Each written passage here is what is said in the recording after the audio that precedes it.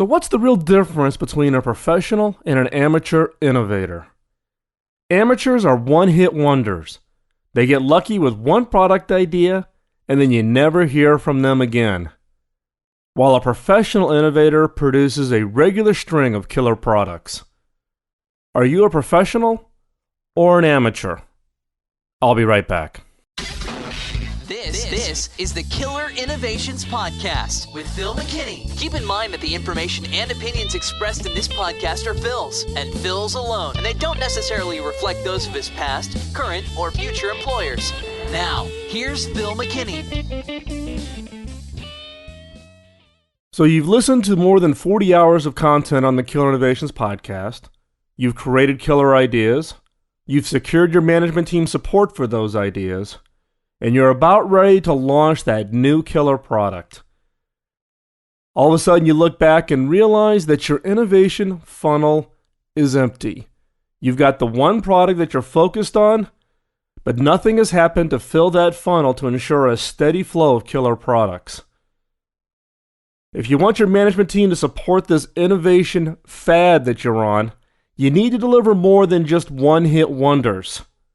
So what's missing? What are you missing as a skill set or as a tool or process? You kind of need to be like that juggler that's balancing plates on the end of the sticks. As he starts new plates, he has to constantly run back to the previous plates and keep them spinning. If he is too focused on getting new plates started, older plates will fall to the ground and break into 1,000 pieces. At the same time, if that juggler is too focused on keeping all the plates spinning on top speed, he'll be too slow in getting more plates going. In this podcast, let's limit the discussion to the flow and not to the process. That's been covered in a previous podcast where I talk about gate milestones. In this podcast, I want to talk about not letting yourself get so focused you ignore the big picture. Now, every one of us gets focused on the current killer product, and we forget to keep the funnel filled. Keeping the funnel, the innovation funnel, is critically important to have the next idea.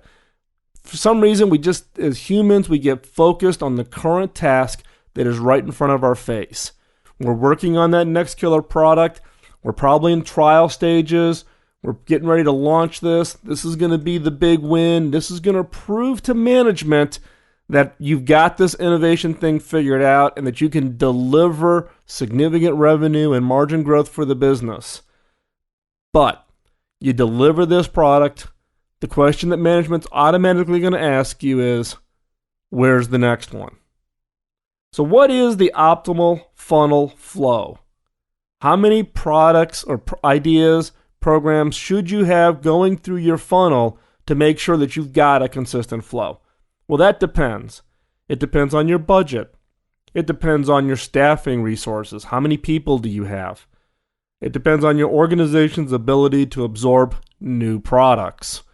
And there's a mix to these numbers. You may have lots of dollars. You may not have the staffing resources, so you're using outside contractors.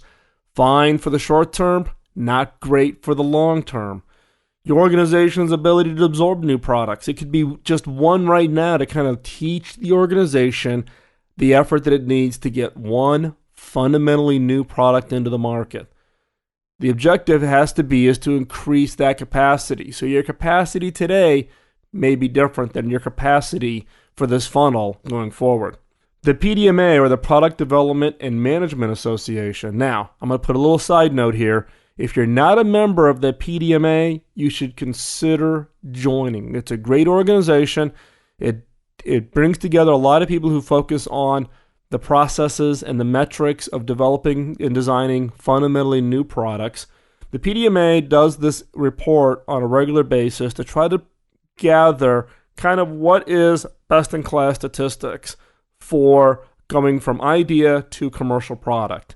In the most recent PDMA study, it shows it takes 11 ideas to generate just one commercial success.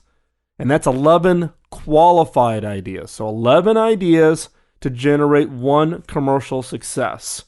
So how does this funnel break down? You need 11 qualified ideas, that turn into 3 that actually enter development, meaning you're actually going to build a product. That turns into an average of 1.3. I don't know how you get to a 0.3 of a product, but the numbers are 1.3 make it into launch, but only 1 becomes a success. And in my experience, it takes 10 concepts to get to 1 qualified idea. You got to kiss a lot of frogs to find the prince. So it takes 10 concepts to get to 1 qualified idea. So if your objective is to launch 1 successful product per year, this is the statistics you need for your funnel. You need 110 concepts, roughly 10 per month, that turn into 11 qualified ideas, 1 per month, that eventually turn into starting the development of 3 to 4, which you need 1 per quarter.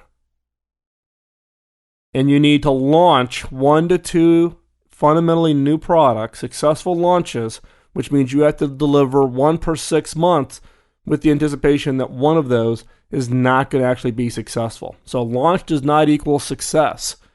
Remember, the objective we set here is launch 1 successful product per year. 110 concepts, turning into 11 qualified ideas that turn into 3 to 4 that actually go into development phase, which allows you to launch 1 to 2 per year, which translates into 1 successful product per calendar year. Now, let me ask you a question. If you look at your typical day, week, month calendar, your schedule, your day timer, your Outlook calendar, are you utilizing your time to hit these targets? Are you really looking at 110 concepts or 10 per month? And this isn't just simply a one-liner on a piece of paper. I mean really understanding these concepts that ultimately get into being a qualified idea. Are you really hitting these statistics? You can look in your calendar, and based on where you assign time, that tells you where your focus is at. If most of your calendar is focused on the 1 commercial product that you're working on right now, you're ignoring your innovation funnel. You're going to be that one-hit wonder. How do you get that funnel going to keep it going so that you got that continuous stream of innovations? The other risk is that once you qualify an idea, you don't kill it. The funnel will not work in your favor if you neglect it. So what happens? Why do people not kill it? Well, it seems more important to go back and keep the front of the funnel filled. That's kind of this perception that people get. I'm either focusing on the back end of the funnel, launching commercial products, or I'm gathering concepts, turning them into ideas into the front end of the funnel. And where we tend to have a lot of neglect is right in the middle of the funnel. What happens is that you clog up the funnel. You get this big bubble of things that are in the funnel. They're qualified ideas, and or you started the development effort. And that bubble gets to the point where you pretty much bring everything to a screeching halt. Remember, the objective is deliver 1 commercial product each year. You got to trim, you've got to prune through the entire process. The other risk here is that you end up launching some not so great products. They've gotten through the funnel, they've satisfied the requirements to get into the funnel, you've neglected the middle of the funnel, and then all of a sudden you got products that are going into launch phase that really aren't that great. You need to stay focused. You need to manage that funnel effectively. You've got to prune. You've got to get the numbers down. If all of a sudden you're seeing where you've got, a dozen really good ideas and you have 24 in development, that's a problem. If you've got a dozen qualified ideas, you should be down to 3 or 4 that you've got active resources developing on it, and you should be looking at 1 launch every 6 months and pumping that out in order to hit your objective. You've got to really be disciplined on funnel management. It's not one of those things, particularly if you're much more of the creative type, that you're going to be good at. If you're not good at it, hire somebody who is. And this applies to whether you work for a large corporation or you're generating your own ideas. If you're an individual innovator and you're coming up with products and ideas, or you're starting a business and you're looking for that first product, then you got to look at a lot of concepts. You got to develop a lot of qualified ideas. You got to start the development process if you're going to deliver those 1 to 2 products every calendar year. So this same statistics applies whether you're a Fortune 100 company or you're a small and medium-sized business. What does change is the size of the ideas. When you're a large corporation, you got to have big ideas that are going to move the needle on the revenue and margin. So it's all relative to scale, but the sheer number of ideas that you have to look at doesn't change a whole lot on whether you're a large enterprise or you're that small and medium-sized business. So what are the key things to keep in mind? First off, set targets for each stage of your innovation funnel. That includes concepts, qualified ideas, how many of them enter the development phase, and how many do you commercial launch. Set targets. Ensure the time and resources are properly allocated to each stage of the funnel. If you're a small company and you're the one person driving the innovation, look at your own calendar.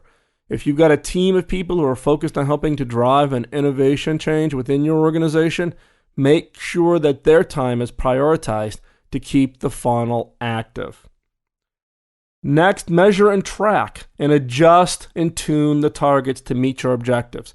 If your objective is 1 killer product every 12 months, you can adjust the statistics based on the size of the ideas, the how many concepts you've got, how many qualifyings you've got. The key, though, is set the bar, measure it, and then adjust. And then lastly, hold regular audits of the funnel and check how many concepts do you have under review, how many qualified ideas do you have, what is your idea mortality? Are you killing your ideas fast enough? Don't get emotionally attached. Don't let your team members get emotionally attached. What is your idea mortality? If your idea mortality from the time of qualified idea through delivery is low, let's say 10%, which actually is the average that I come across when I talk with organizations, is they'll kill off about 10% of their ideas.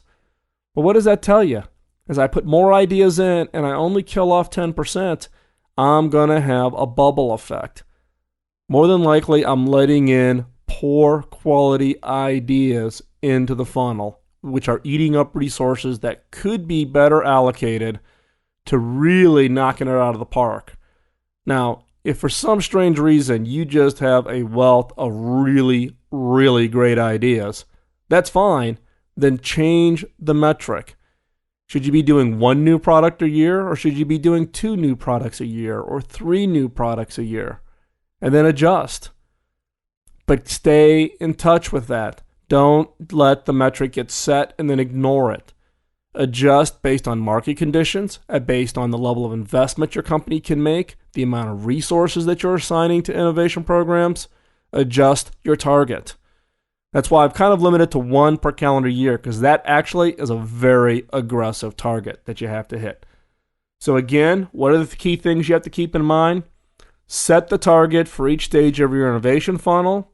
Next, ensure time and resources are properly allocated to each stage of the funnel. Third, measure and track and adjust and tune the targets to meet your objective. And then lastly, hold regular audits of the funnel and check concepts under review, how many qualified ideas, your idea mortality, are you killing off your ideas? And then what's the successes? Are you really getting killer products into the market? If you ignore your innovation funnel, you will be the one-hit wonder. You will be that amateur that maybe gets 1 product out, but you're never heard of from again. If you use a good funnel management process, you will consistently deliver killer products, and you will be that professional innovator that management turns to when they need those products to help drive and grow their business.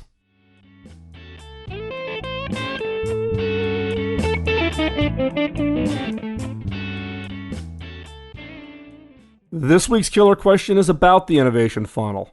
So what are some questions you can ask yourself, your team, and your executives, your management team, to gauge how you're doing at measuring your innovation funnel?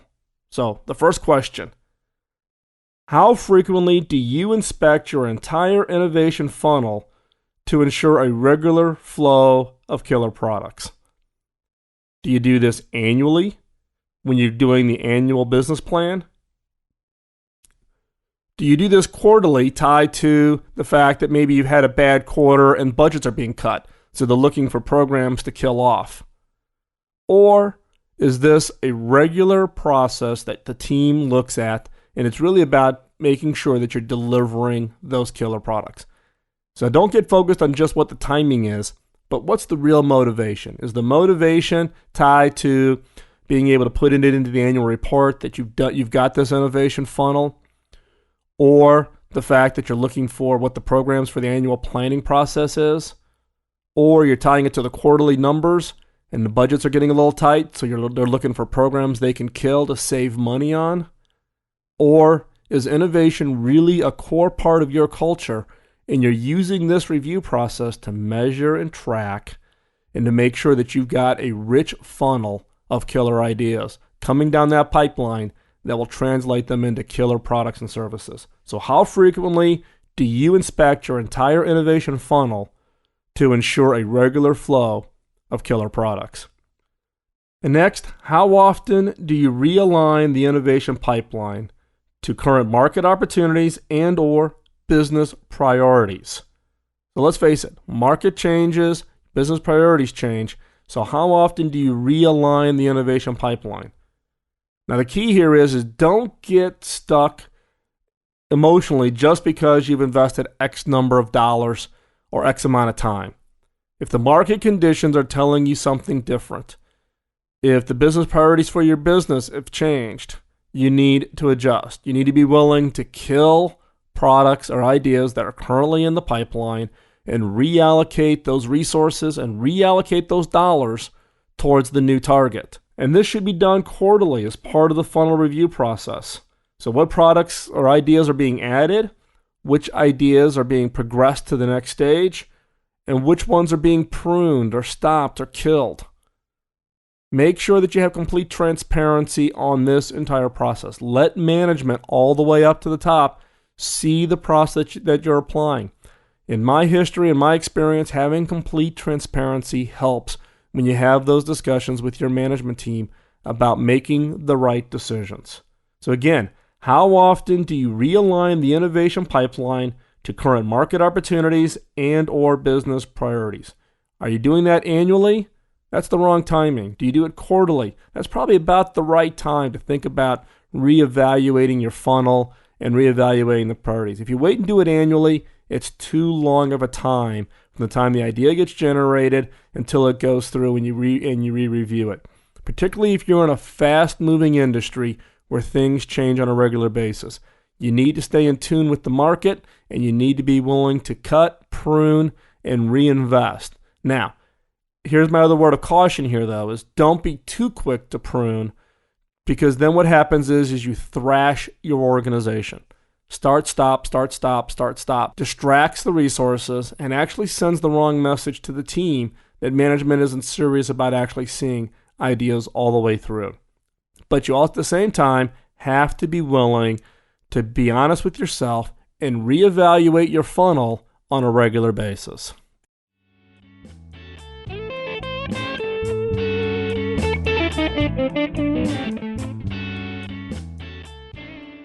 This week's closing thought is about questions and asking the right questions.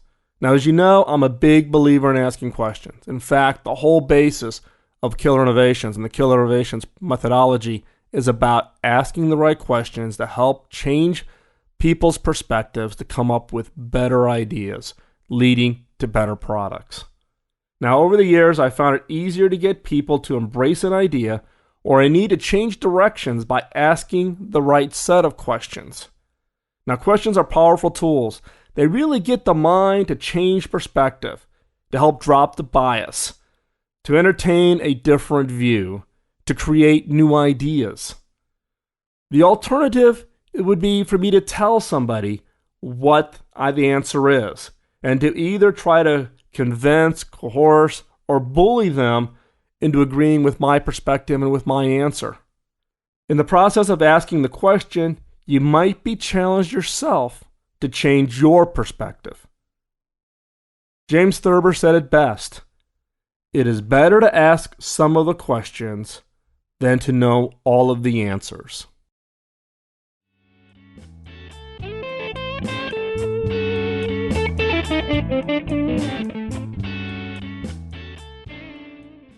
So what did you think of this week's podcast? Did you find it helpful? How have you applied the Killer Innovations concepts to your innovation activities? Send me your feedback and the answer to these questions to podcast@killerinnovations.com. Also, if you belong to LinkedIn, send me an invite, but note in the invitation that you are a listener of the podcast, and I will accept, as I get lots of LinkedIn invitations, of which I decline 90% of them.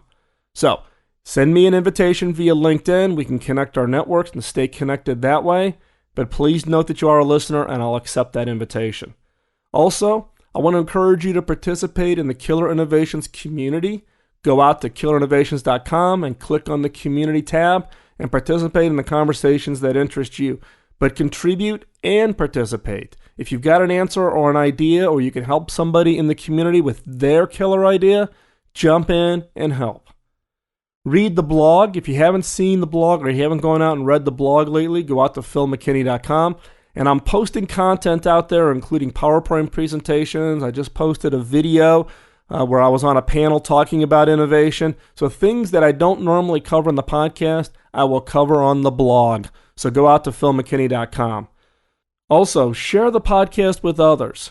All I ask is that you share with others as your way to pay it forward, just as I'm paying it forward with you and producing the podcast, and just as an early mentor in my career paid it forward to me by investing time in mentoring me earlier in my career. So, share the podcast with others.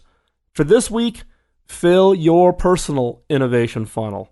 Come up with 10 concepts this week and narrow them down to one killer idea that you're going to move forward. So here's the task for this week. Fill your personal innovation funnel with 10 concepts, and by the end of this week, narrow that down to the one killer idea that can result in a killer product from you. And we'll see you next week. Bye-bye.